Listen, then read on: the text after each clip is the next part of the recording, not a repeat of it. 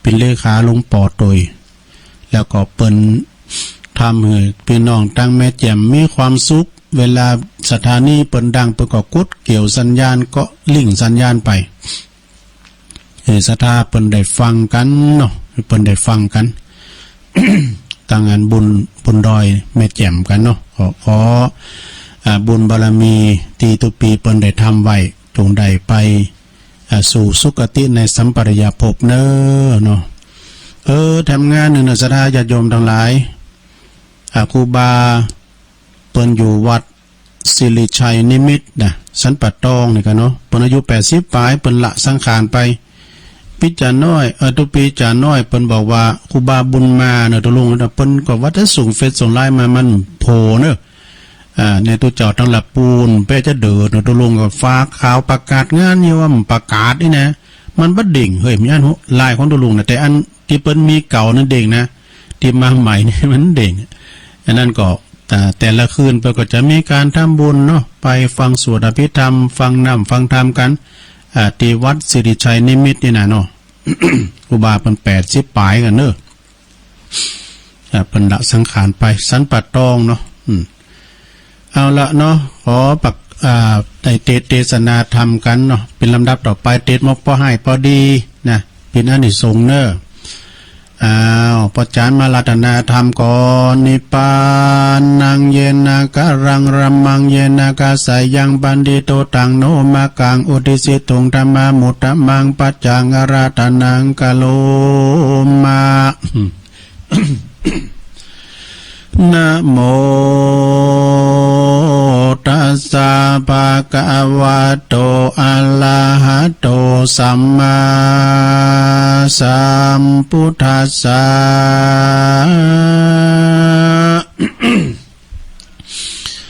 อิมังธัมมะเทศนังสัทธาสาวัตติยังวิหาลันโตอัลลัมภะกะเทศิสาทโวดุลาสาปุลิสะทั้งหลาย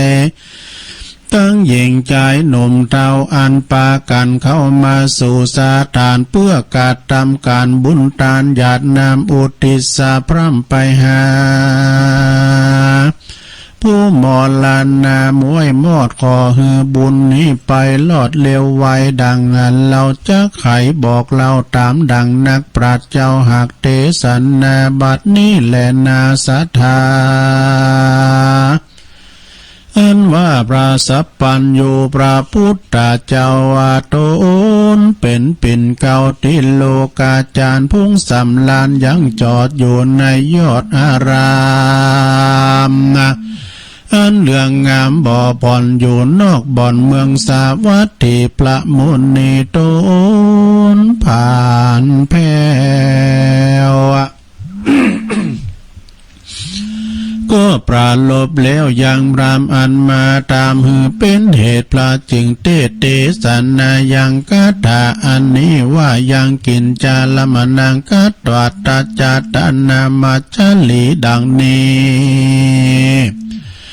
กิลาดังเราได้ยินมายังมีพระมนาผู้หนึ่งอาศัยอยู่นอกเมืองใหญ่สาวัตถีใต้ปุลีเมืองกวางมีชื่ออ้างว่าจานุโสนีเขาของมีนักโสด80โกฏเป็นไม้มีใจพายแผ่กวางห่มก่อสร้างต่างตานหือปิกาหารใส่บาตรแก่เจ้าศีลสะอาดบุญมากทานแก่คนยากเข็นใจคนยากไร้อนาถาตังญาติกาพ่อแม่มิตรเกี่ยวแก่สหายอันจุติตายไปนั่นละคาบกว่าเป็นผี อันเศรษฐีผู้ใหญ่มีใจใฝ่กันเองหายังหมู่วงศาพี่น้องอันตายจากห้องเมืองโคนก็มีหันแลนาเอตัมปันนาลัดติ่งยังมีในคืนหนึ่งใส่พร้อมผู้ใหญ่บุญนาก่อนนอนใส่ยามะม้อยในภาษาซอยใส่สี ยามระวายตรีก่อนลุ่งต้านพรามก่อมากึดคงไปมาการเน่งหาพระแผ่ยังพ่อแม่ญาติกาอันมรณาตายจากลาพรากเป็นปีพ้องก่อใดกาตำดีไว้ก่อนเที่ยงบ่หอนถอยจากกันพรากนาตายไปย่อมจักใดไปเกิดจันฟ้าเลิศปลายบนพ้องก่อใดกาตำตนบ่ดีเป็นมิจฉาทิฏฐิใจหยาบกาตำบาปเลือนลายกันว่าเขาตายมวยม้างบาปใดบาปอันเขาใดก่อสร้างก็จักส่งอยู่เฮือใดเมื่อสู่อาบายจักมีอันใดหมายจักอันใดมีอันใดจะหมายช่วยกรรมเฮือใดลวงล้ำต่างผ่านเราเฮือตานไปหายังสัพเพสัพปัสสัตตาน้อยใหญ่จักรอดไข่สันได้ตานไปหลายหลากลือบุญนั้นหากสูญหายตานหาคนตายนั้นใส่เข้าจักใดหรือจะพรามสั่งการในใจกันอาทิสายเจ้งส่องไปตามจ่องโลกาต้นพรามก่อมาจะบอกกล่าวไข่ขันข่าวปันไม้หือคนยิงใจฆ่าใจหา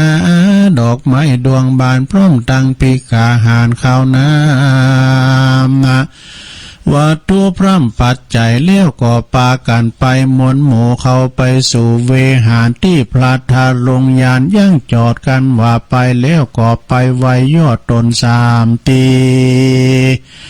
แล้วก็ทำพระมนเนตนย่อซอยโดยกำชื่นจ้อยปิยาว่าพันเตพระกาวากาแด่พระพุทธเจ้าคานเนเล่าสังกา ว่าสัพเพสัตตามวลหมู่อันตายไปสู่โลกนาจุมปู่ปาวงศากัดตำบุญไปหาภูมวยมอดบุญจากลอดสันได้หรือตานไปนั้นเราได้สูญเปล่าด้อมได้บุญนั้นหายกว่าจอยขอพระยอดซอยยาบุญนาเตสนาเก่าแก่หือหายแก่สังกาสงสัยแด่เตอตะโขพังกวาเตสังวจนังสุตรานในกาลนั้นใส่พระที่ไว้ตนงามกันว่าพรามปูเทามาตั้นเราพุชชาปราสาทาตนผ่านเปียวก็จึงไขข้าอุบเกียวเตสนากล่าวเป็นคาถาว่าตาจากปุเปกาตะมนุสสาหลังดังนี้ดูลาท่านพรามผู้ใหญ่มีใจไฟกันนิ่งหาญาติกาพี่น้องอ่านตายจากห้องเมืองคนบุญกุศลไหลแหล่อันพ่อแม่ญาติกาตานไปหาผู้ตายก็จักผ่านผายไปรอด แก่ผู้มวยมอดหมอลานนาตองกาติกา3 สิ่งจึงอุดมยิ่งสุกุศลคือตานหือแก่นอนเนาตนนอนเนาปีคู่เจ้าผู้มีเปลี่ยนกับทั้ง3 บันเนนใหญ่น้อยศีลจองหอยบอนเนตายลาตานแล้วยินดีหลายแหล่อุติสะแผ่ไปหาผู้ตายบุญทั้งหลายก็ไปลอดไปจุดจอดพันภายกันว่าผู้ตายรู้แล้วใจผ่องแผ้วโมตานาบุญบ่อไกกาหลีกลี่หายไปที่ต่างใดเตียงจักใดไปยกย้ายออกจากค่ายตีผ่านป่าลำมียานล้ำเลิศก็จักใดไปเกิดจันฟ้าบุญแก่กาหากนำไปก็จักใดไปเกิดจันฟ้าเลิศเมืองสวรรค์ก็มีด้วยประการดังกล่าวมานี้แหละนาเนติตังกิยาเตสนายังอานิสงส์ตันไปหาผู้ลวงลับดับขันก็บางโกมสมเรสเด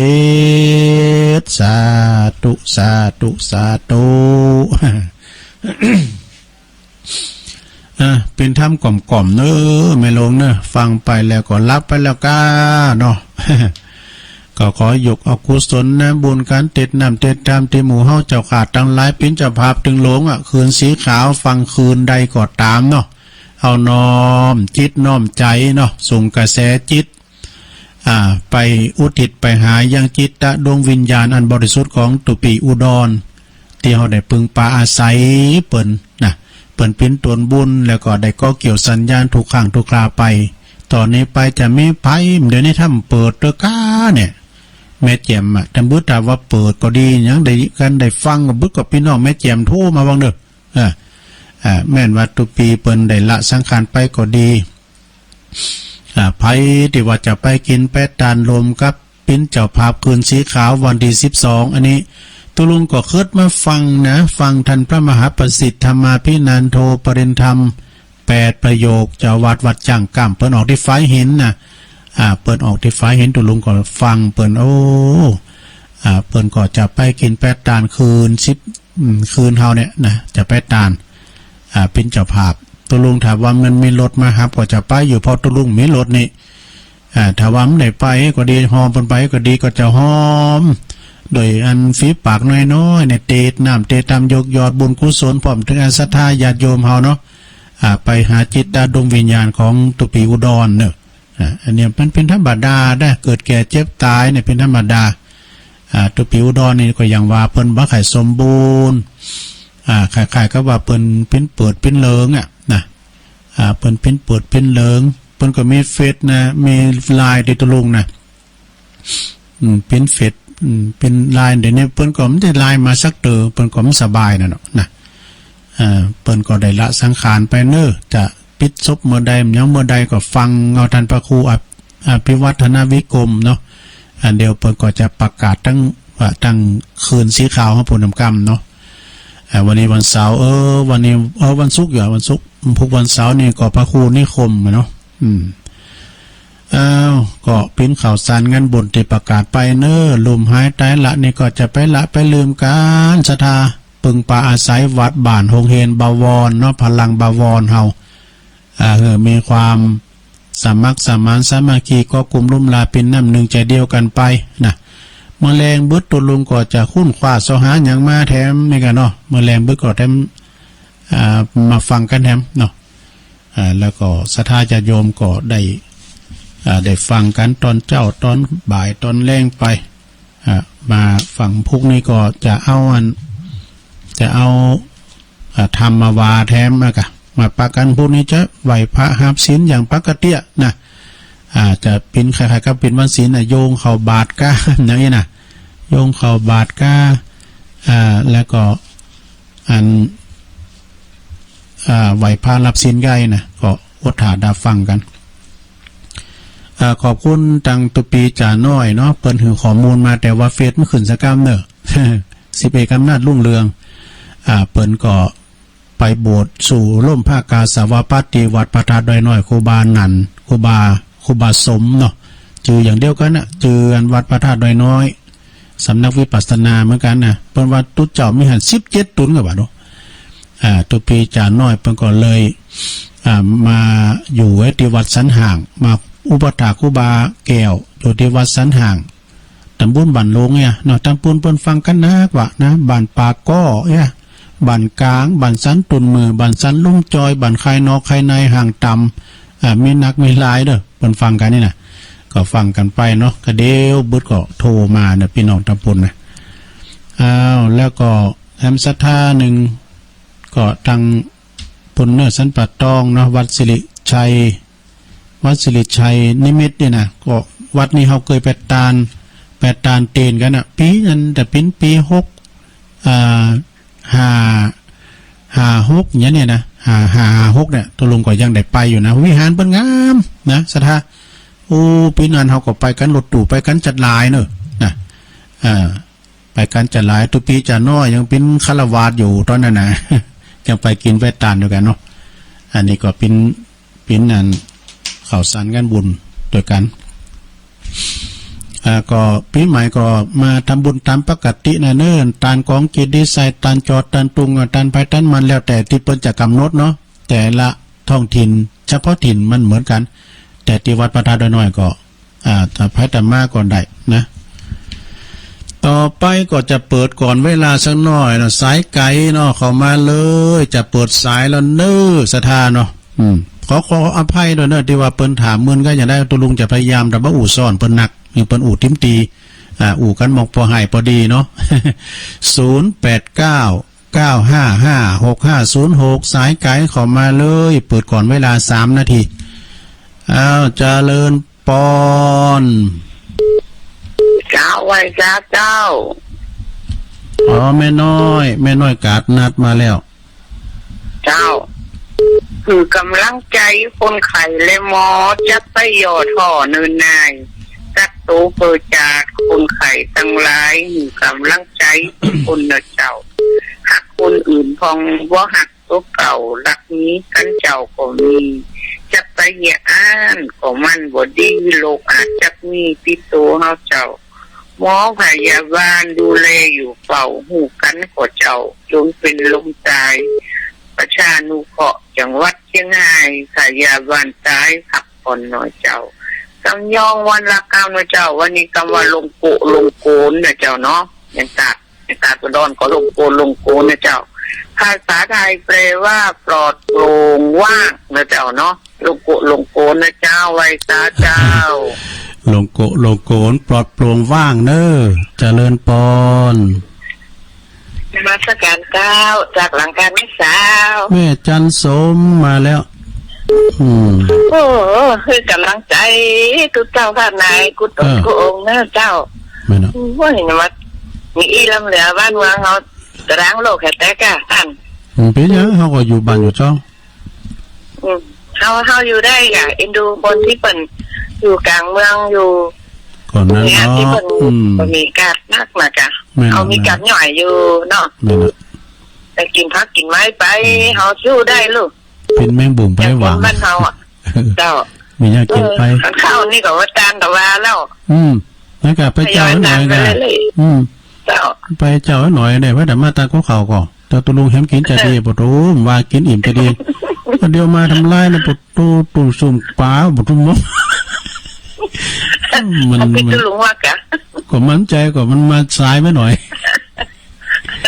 เป็นยังเนาะ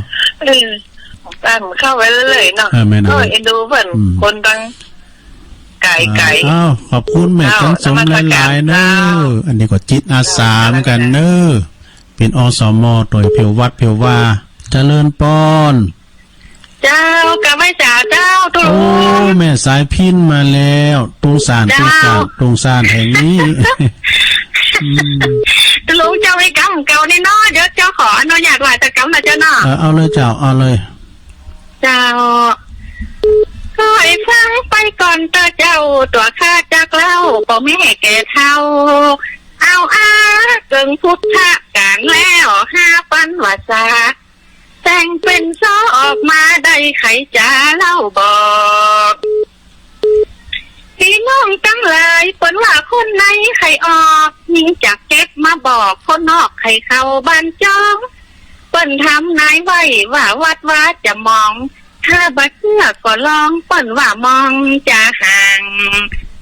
พระพุทธเปิ้นท้ายก็เอาไว้หลายอย่างห้ามตึงบ่น้ำสมัยวันหน้าบ่มีพี่จักหายขาดนักปราชญ์หายหนีแม่ยายบ่มีจะสร้างส่วนครัวเหมือนเก่าบ่น้ำจมมาเห็นฟูงูหัวเขียดน้อยนั่นเราจ้างน้ำตัวเท่ามันจะไล่แต่งชิงไฟจักไม่น้ำเปิ้นว่าเหลือกะหินไฟไหม้แผ่นดินเหลือกะหญ้าเปิ้นว่าพระพุทธเปิ้นหายก็เอาไว้เตะกาควายบ่กินหญ้าแล้วเอาเปิ้นใส่นาเคยหันมาแล้วนอพี่น้องวงศาเอาควายเล็กใส่นาถึงหันมีมาน้องพี่เข้าในนาจะบ่มีงวงฝนหาหลวงจะตกเดือน4เจ้าน้องเจ้าพี่ฟังกันไว้เฮอดีเปิ้นว่าคนเฒ่าจะรีบอย่างสาวจีแล้วละอ่อน10 ปีจะเอาผัวมีลูกพระพุทธคนไทยก็เอาไว้ตึง ทุกข์หมู่หลานหมู่ลูกว่าเชื่อก็ลองดูคนกลางดีบ่มีคนเจียวไตคนแก่คนใหญ่จะได้นอนไตฝุ่นคนที่เกิดมาเมื่อรุ่นจะนอนตั้งบนเป็นขาคนว่าจะเฝ้าจนกันกลางอากาศคนที่ฉลาดจะได้พักผ่อนคนฟังคนตึงนั่นสนใจไปหน้าการหมูที่เป็นน้อยเป็นนามจะป้ากันหนี้เข้าป่าไม่เป็นเรื่องจริงจะเก็บมาว่าเปิ่นว่าน้ำตามันจะไหลขึ้นเรือนลูกเต้าบ่ฟังพ่อแม่เห็นแห่ยองบนหัวแหวนคนต่างถิ่นต่างแดนจะมาบ้านเฮาเป็นกลุ่มเจ้าได้กันเจ้ามันยาวนะ โอ้ เจ้า มัน เนาะ ยาวโอ้ขอบคุณเด้อแม่สายพินเด้อโอ้ เจ้า อันนี้เป็นพินน่ะสิ หลังใจตุลุงเด้อ เจริญพรเจริญพรโอ้ เจ้ากะไว้จ้ะเจ้าหลวงพ่อพ่อครูว่าทางตำบนแบบเบอร์โทรนะเจ้า เอ เนาะ อในคำกำจะบอกเพิ่นเนาะหลวงพ่อมีวิทย์ศิลสองบอน เบอร์โทรแต่ให้ บอกเบอร์มันๆนะเด้อบอกเพิ่นบอกเบอร์มันๆเนาะขอบคุณ เจ้า เด้อ เจ้าเจ้ากะไว้จ้ะเจ้า แม่สายพินตุงสารเด้อลำปางเนาะมาซอให้ฟังเจริญพร เจ้าไว้จ้ะเจ้า อันนี้แม่ปราณีฝางมาละเจ้าวันนั้นเป็นไรมันรับดื่มตื่นเนี่ยเจ้าอันนั้นนะ ตัวลุงนี่มันก็ให้รับลืมตื่นเนอะ เมื่อคืนน่ะเจ้า อาจารย์พระครูบนไฟดับบนไฟเปิ้นดับ เจ้าก็ฟังตุลุงนะวันนั้นนะมันที่เป็นท่านนั้นพระครูอ่ะตัวลุงก็ออกนะกับแทนอัน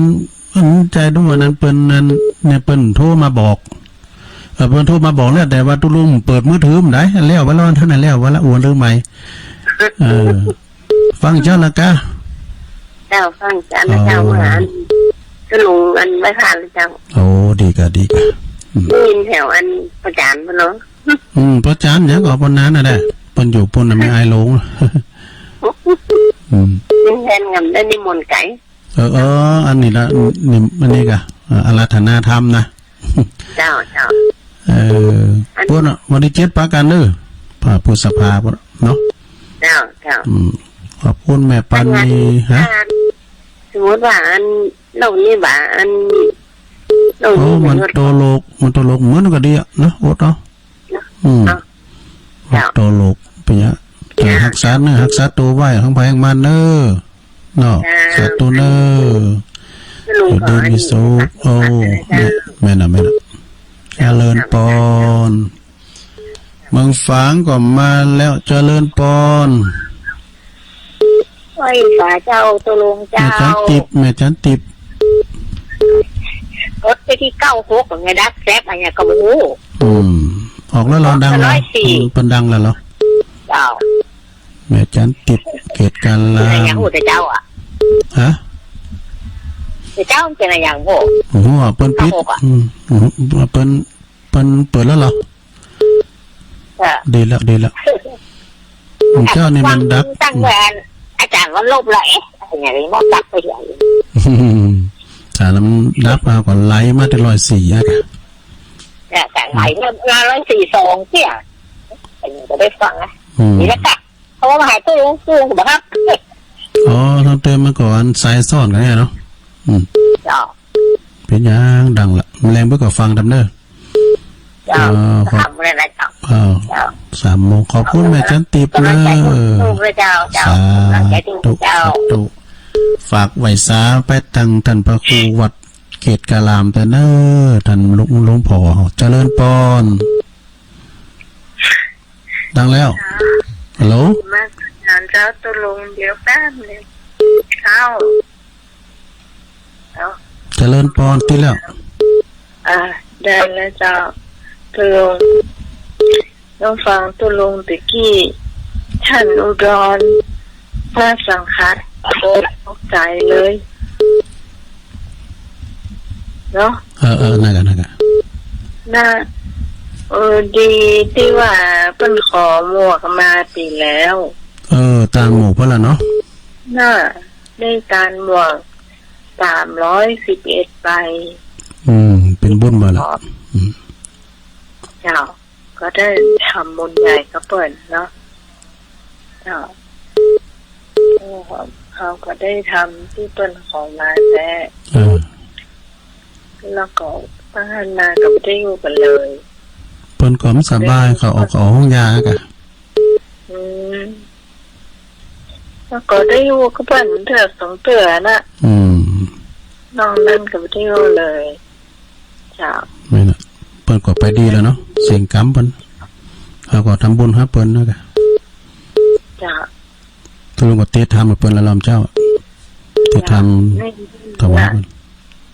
มันเป็นหม้อตีสามตายแล้วฟังไปติดเนอร์ก็เดี๋ยวก็สวดมนต์นะครับขอบคุณเนอร์คุณโยมพิสมัยจากแม่ริมดีเจผูกเปิ้นก็ออกรายการแถมผูกเด็กทำนะใส่เกียรติเจริญปอนเจ้ากับว่าเจ้าพลุงแม่สุเกียวศิลาพรสิเปียเนอแม่สุกแก้วเจ้าฟังอยู่เด้อฟังก็มาจากเจ้าแล้วนะเจ้าอ๋อดีกะเจ้าของกำลังใจคุณหมอคุณพยาบาลคนทุกท่านเพื่อกำลังใจคุณหมอโดยเจ้าโอ้ขอบคุณแม่สุกแก้วเนอเจ้าคือกำลังใจผ่านทางอากาศไม่ไปเลยเจ้าเหมือนกันเนาะเจ้ากัดไว้เจ้าปอนคือความสำคัญแล้วก็กำลังใจปอต่างงานหมอแพทย์ด้วยเนาะเจริญปอนเจริญปอนติดแล้วเข้ามาใหม่ตะลุมจะเย็นอย่างมันเนี่ยมันลดไปคนเดียวเจริญปอนเลยค่ะเจ้าตะลุง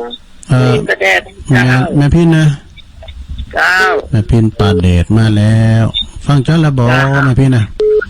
ฟังเจ้าแล้วเจ้าป่าเดชในเมืองเจ้าแล้วเบื่อกับฟังดำเนอขอบคุณนะแม่พินเนอ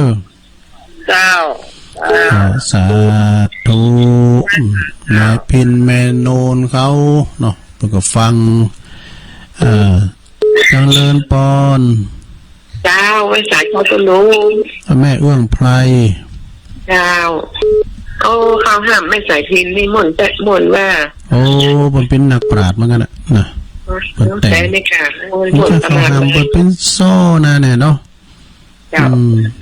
แล้วก็เข้าในกับสถานการณ์ด้วยเนาะมันแต่งเอานะกะมันแต่งเอามันเข้าสถานการณ์นะเป็นคำแบบเก่าเจ้าคุณลุงยังกำลังใจคุณหมอทุกท่านค่ะนั่นเนาะเป็นกำลังใจคุณหมอเป็นเป็นด่านหน้าเนาะแต่การเดี๋ยวนี้เป็นฮีโร่หรอกมันอยู่เป็นนั้นอยู่แถวหน้าเฮาแต่เราคนเป็นด่านหน้ากว่าหน้าอินโดแล้วเนาะแต่ปกติคนไข้เข้าไปก็มีที่อยู่เนาะนั่นค่ะแล้วประเดี๋ยวจะมาเป็นที่เห็นได้ไม่เนาะแต่การปกติคนคนร้ายอยู่แล้วคนไข้แต่แกก็มีที่อยู่อ่ะอินโดเห็นเนาะได้อยู่ได้ยั้งแต่เนาะจ้าไว้สายเจ้าโน้กำลังใจเป็นคุณหมอเป็นผู้หลงนะเจ้าขอบคุณนะแม่เอื้องไพรเจ้าแม่เอื้องไพรชัยยองเขามาจำเด้อสายกายคุพระคู่โอนเขามานะพระคู่โอนพระบุญธรรมเขาทางใดเจริญปอนจ้าไว้สายเจ้าจ้าแม่ลิมันหอยทุกได้ทูมือละมันนี่ลูกควายนะอาจารย์แล้วก็เสื้อกับลูกจึงดีกะในการพอจะเจอแล้วนะคะทางเจ้าเป็นยังทีนี้มันแค่หม้อเนาะอาจารย์เนาะนั่นแหละเนี่ยค่ะต้องที่ไหนกับลูกจ้างไปที่ไหนนะมันลูกต่างแต่ได้บอกมูแต่นะปีใหม่ปีนี้ก็เอาธรรมชาติไปก่อนเนาะปีหน้าก็ว่ากันนะยินดีแมลินักเด้อเนาะเจ้าฟังอยู่นะเจ้าตั้งใจห้อยโทกแมลิห้อยโทกเข้ามาแถมเจริญปอนได้ค่ะเจ้าลุงอ้วนเด็กหญิงอ้วนมาแล้วตอนนี้ติดแล้วบ่ติดแล้วบ่กูเจอนี่บ่โดติดหลังไม้นี่ลุงอ้วนฟังเจ้าแล้วกันฟังเจ้าเราไหว้พระด้วยกันนะจ๊ะแต่กะบุกโยงเข่าด้วยกันเนี่ยพวกนะเจ้า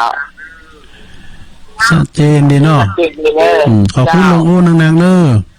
เจ้า โทรมาติดกันแล้วอกแล้วใจแล้วเขามาแถมสายไก่เขามาตังฟางมาแม่ปานี่คนเดียวได้เจริญปอนโอ้เขามาทำไมตังปุ่นเนาะออกมาตังแม่แจ่มเจริญปอน ไอ้ขาครับลุง อันนี้พี่น้านะเซนิปิงอ่ะ มันจะเกินครับ โอ้มาแล้วอินคัมเนทัลลา ครับ ก่อน คุณได้ยาหมดเลยครับ มีอยู่ก่อนเนี่ยกับกันนักเขารายการก็จิ๊บไปหน่อยในกีฬาที่เขาลำเลยนะ ได้ผมได้ก็คือลุงได้ น่ากะมีอยู่โอ้ดีกับฟังกันอยู่เนาะ ฟังชุลุงอ่ะครับฟังถึงวันกัน อ๋อดีอะกะ ไปไหนบ้านไหนกัน น่ากะอยู่กับบ้านกับจ้องไปก่อนเนาะหยุดอยู่บ้านหยุดเชื้อเพื่อชาติได้ก่อน นะครับ ปั่นตะเกิน ใจชุลุงนะครับ ขอบคุณเนอะอินคัมอินทัลลาเปิ้นจะเอายามาถวายตรงยากากวางสงนะจากปันตะเกินนั่นละปูนนะเจริญปอน ไม่ชูฮะไม่ชู โอ้พี่ไอ้ลือโลเข้ามาแล้ว โอ้ฟังกันหลายก่ออยู่เนาะฟังกันหลายก่ออยู่ หลายอยู่ ฟังดูลุงวันฟังเก่าโฮกว่าจะเจ้าผมยังมาเปิดเพลงแต่มาเดียวเลยจับไปแบบใหญ่มาลอยสีเพลงนั้นเปิดออกไปเนี่ยเป็นเพลงอันนี้ก็นี่เนี่ยเพลงที่บนแสงเนี่ย ตำนานวัดพระธาตุน้อยนะ เลยว่าหน่อยน่ะจับดีเลยเลย อันที่104นี่มีปัญหาแหละประเด็นแน่นอนน่ะท่านพระครูเป็นคุ้มเลยตัวเองเลยนะเก่าโฮกมันกำลังรายการเห็นรายการกับพระเอกมากกับแต่พวกเจ้านี่เปิดเจ้ากันมันจะไม่เป็นเติมเลยเนาะมันจะไม่เป็นเติมได้มีเป็นบางครั้งแต่ความจริงก็เป็นแม่ขายใหญ่ด้วยเก่าโฮกนะฟังได้พื้นที่กว้างขวางครอบคลุมได้ทั่วแผ่วหลายด้อยบนนี่แต่เหมือนกับไฟเห็นนี่ก็ชัดเจนรอยสีก็ได้ยินจะถีบไปให้หลายด้อยคุณตานบนเนี่ยชัดเจนที่ขนาดอ่ะอันกำลังใจดูปีเนอร์ขอบคุณพี่ไอ้เรือโลเขาเนอร์บัดโฮมากของมุคนเห่ามุละก็บัดโฮบัดโฮฮัดตัวแหนห้องวันฟังฟังได้ก็ได้นี่โอ้เปิ้ลเนอร์นี่เป็นตัวแทนเนาะนั่นเราเป็นตัวแทนเลยอันเมนหลานเนี่ยเปิ้ลไปคล้ายพักลูกัสแดงมันคล้ายมันจับมันเนี่ยเวลานะก็ยุบไก่เวลาบัดไปเองโมยไปยุ่งโมยติดเวลาต้องยุบกำยุกไก่ว่าหายน้อยเดี๋ยวพักยังไปเอาพักยังมีพักกูยังเนี่ยมันสูงก่อนคนขายพักเลยเนี่ยขายพักขายปัญญาสูงคนเดียวหมดหรอนี่ปอดสันปิดกะก้าแม่นใครมาเนื่อไม่ล่ะแต่กะอาตีก็เนื้อตัวปีเนอร์เจริญปอนขอบคุณปีไอ้ฮะไปอื่นทำบัตรเดี๋ยวไปอื่นทำบัตรลูกๆจะเหมาะครับใบสาครับปีไอ้ลือลงบันทิเนอร์เอาใบสาหลวงพี่มานิดแล้วก็มาสักการทุกพี่แข็งแรงดีทำหน้าที่ได้ดีมากปัดโชมีกับโคนท่าฟังกำลังใจที่อำนาจทุกพี่เนาะไม่น่ะเนี่ยก็ที่ว่าเอาดีๆก็คือเนี่ยคือตั้งขาเขากลัวมันรุดเครื่องเสียงนะเนาะนั่นก็เครื่องประคับประคองไปกับเครื่องเก่าดูเนาะสอบมาน่ะมันเสียจังหวะนะแต่มันก็มีเป็นบางสายนะโทรมาแล้วก็อู้เลยวันมันก็จะมีคนที่ว่าคนเท่ากล้าคนกดฟิตได้นะไปยังวันก็มาใหม่แต่เขาก็ว่ากันใครกันเนาะแต่ท่านนายจังหวะดีๆที่ใดที่นั่นน่ะติดนะตัวเองก็โจทย์ทุกครั้งบอกว่าหน้าไม่หลังไม่นะสงบตั้งใจกันเนอะไม่นะว่าหน้าถ้าจะได้ที่เราอยากไปอันพระบาทอุดมระบอบสวาเนี่ยก็พิจารณาดูก่อนถ้ามีอย่างคัดข้องก็ไปโทรหาการทำกรรมนอกมันเดินหนาเหมือนกันเนาะเดินหน้าก่อนรู้เพราะว่าอันเขาโมเหตุการณ์ทั้งนั้นแต่เป็นการรถเปลือกตุ้งลุงในการไม่รถแม่แต่ก็คือมันนอนเขาบุญเลยก็คือวิ่งมาได้หรอ สาราวิหารพุทธิที่ไหนอยู่นอนต้นได้ใกล้พระเจ้าก็สาราไปอยู่นอนด้วยกันนั่นก็ได้หรอก ขอทุกไปลงกัน ว่ากันได้เลยไปกันเนาะคือกำลังใจทุกเสียงทุกสายรู้ลุง ขอบคุณหลายๆเนอะ โอ้สาธุสาธุสาธุบุญรักษาโยมพ่อจะโง่ไปขจิตโชคดีปีใหม่เนอะสาธุ แรงเบิกกับฟังแถมหลวงพ่อมานิษฐาวโรหอมบุญเนอะสำนักสงฆ์หอมบุญเจริญปอนสายที่15มีก่อเดี๋ยวมาละเจริญปอน พระเจ้า อันนี้ตอนใด ลบเทียเจ้า โอ้แม่บุญปันอ่ะ เจ้า แม่บุญปันก็หายไปหมื่นเหมือนกันนะแด่ มือแล้วมาได้โตเจ้าฟังอยู่เนอะ ดีละศพเตี้ย ใจเจ้า ขอบคุณแม่บุญปันนางๆเนอะสาธุแม่บุญปันสายไต่เจริญปอน อาจารย์ครับเพื่อนน้องเบลเนอะครับผม นี่น้องเบลเนาะ ไอ้กบครับผม อันนี้เปิ้นน้องเบลไอ้กบ มาได้โทรมาเมื่อแล้วกี่ชั่วโมง แต่กะไอ้กบเปิ้นน้องเบล อาจารย์สบายดีนะครับผม ตามอัตภาพเลยกะตามนะครับ ไปครับ ตามอัตภาพอยู่ไปเพื่อนน้องเบล ครับผม วันนี้ไปไหนกะวันนี้ไปทางไปครับผมครับเป็นกำลังใจนะครับ ดีแล้วโทรมาพ้องกันได้นะเนอะ ครับผม ไอ้กบ จริงวันครับผมแม่น่ะ แต่โปรบัตเป็นเสือเต็งประมือวัดประเด็น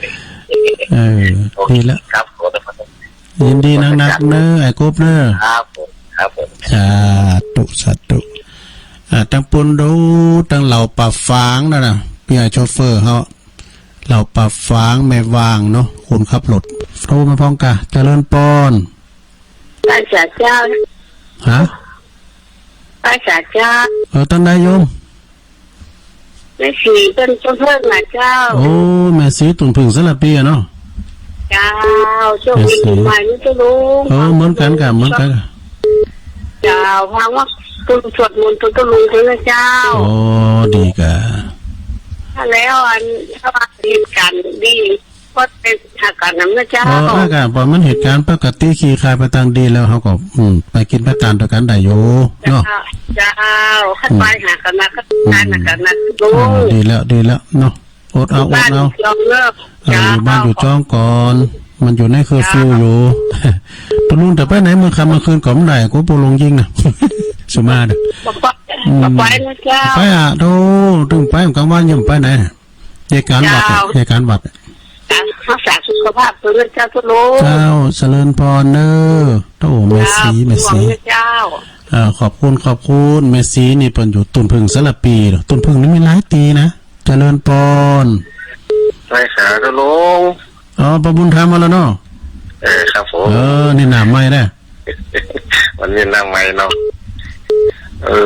วันนี้ก็ไม่หมุนเนาะลุงเนาะหมุนอยู่บ้านใช่กาอย่าลำบากเนาะเราพอทั้งวันนี้อย่างใดเราจะไปทำนายแวะลงเนาะไม่น่ะบุญสิ่งบุญทันมาทันตัวลงเนาะอดทนกันเอาเนาะมันก็คงจะว่าเหมือนกันอดเอาเราก็บอกโหมาหันตัวมานะแต่นั่นแกมันโดดเสียงไหมไม่มันยังแควนกะอันนี้ในเชื้อโรคเดินได้มันเอาหมูภัยเป็นภัยเนาะต้องปลอดภัยตึงปืนตึงเฮาก่อนบุญกินบุญทานว่าเราตัวลุงเนาะบุญบารมีที่เขาได้สร้างไว้ก็คงมาพบปะรักษาเราตัวลุงเนาะนะครับอยู่บ้านกันบ่ได้ไปไหนนะอย่างบทนั้นก่อนว่าคนเราไม่ถึงข่าวตายไม่วายชีวาวาดเนาะใครไม่อาจสินค่าดึกอาถรรพ์ถึงข่าวตายจะวายชีวาพลันไม่จิ้มฟันทิ่มเงี้ยก็เจ็บตายนี่จะได้จะย้อนกันได้ข่าวมันก็ถึงหมดตายเนาะมันถึงข่าวมันค่อยขอพระเจ้าอยู่ก็ได้ดูลุงเนาะแม่นะนะครับยังพอให้กำลังใจเนาะขอบคุณขอบบุญธรรมใจกาดหนูเปิดสาธุอันนี้เปิ้นอยู่เบื้องหลังตลอดวันนี้เปิ้นมาหน้าไม้นะขอบคุณประบุญธรรมเนอะหมูเปิ้งเนาะตำบลเมืองจีกะเจริญปอน ไว้สาครับตุลุ โอ้ ง ไฟสาเนอะตัวปีจ่าน้อยเข้ามาแล้ว ลุงฟังตุลุงนะจ้าเมื่อกำลังใจตุลุงครับ โอ้ขอบคุณเนอะตัวปีเนอะ แมงสถาตุลุงนักเนาะ นั่นนะ แมงสถาตุลุงนักโยสถาญาติโยมบนฟ้างกันนักเนาะ อ๋อตามมือฟังก็มีเนาะตามไม่อายเนาะ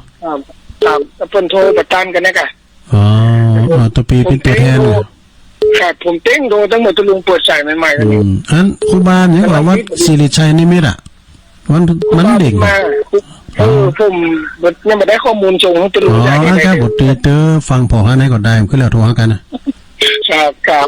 เป็นอายุ80ปลายเนาะ ครับผมอายุ86 โอ้86แล้วเหรอเขาเคยไปตามตีนนะเนาะ แม่นครับเคยไปตามเตียนเมื่อปี56ครับ 56อ่ะแม่น่ะตอนนั้นตอนนั้นยังเป็นคารวะอยู่ อืม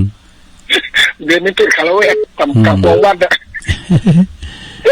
เอาไว้จากครูบาอาจารย์ให้กำลังใจครูบาอาจารย์ตลอดถึงครูบาอาจารย์ทุกรูปนะครับเนอะที่ฟังรายการอยู่ครับ สา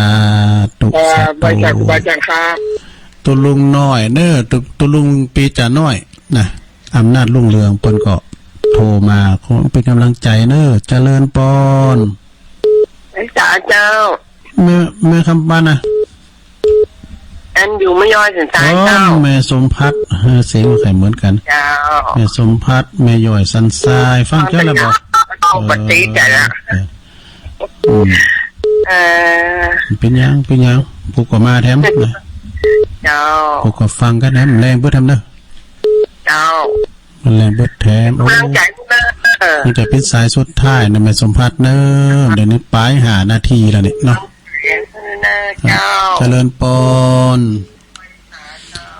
ตุลุงขออนุญาตก่อนเนอะไปว่าพอนาฬิกาแล้วเหลือตั้งหานาทีเผื่อโทนสายก็จับพอดีก็เดี๋ยวสวดมนต์ในการกับวัดเจ็ดลินเนอะ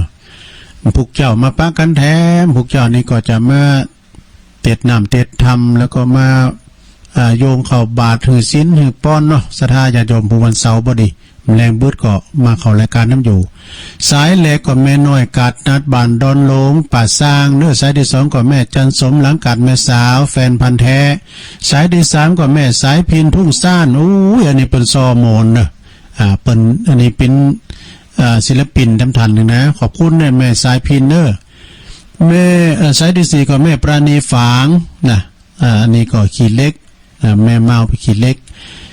สายที่ห้าก็แม่จันติบเกตกาลามสายที่หกก็โยมพิสมัยจากแม่ริมสายที่เจ็ดก็แม่สุแก้วศิลพรสีเตี้ยสายที่แปดก็แม่พินป่าแดดในเมืองเนอะสายที่เก้าก็แม่เอื้องไพรชัยยองจากดุงหรือสีบันหงสายที่สิบก็แม่ลี่ห้วยทุกสายที่11ก็แม่อ้วนกิติลังกาสายที่12ก็ไอสิงคำอินทราปันตะเกินหลับปูนเนอร์สายที่13ก็พี่ไอลื่อโลงบันทีเจ้าเก่าสายที่14ก็หลวงพ่อมานิทาวโรสำนักสงฆ์หอมบุญป่าไม่แดงดอยสะเก็ตเตอร์ขอบคุณไหวสานะครับเนอะสายที่15ก็แม่บุญปันศพเตี้ยจอมตองสายที่16ก็ไอกบเนอร์เปิ้นน้องเบล เปิ้นน้องเบลโอ้หายหนาให้ตาไปหมื่นไอกบนะสายที่17ก็แม่สีในตุ่นพึ่งสารปีฟังตลอดสายที่18ก็ป้อบุญธรรมชัยกาดอันนี้มาหนาไม้ก้ามกูเตอบนหลังไม้หรอ หมูเปิงเนอร์สายที่19ก็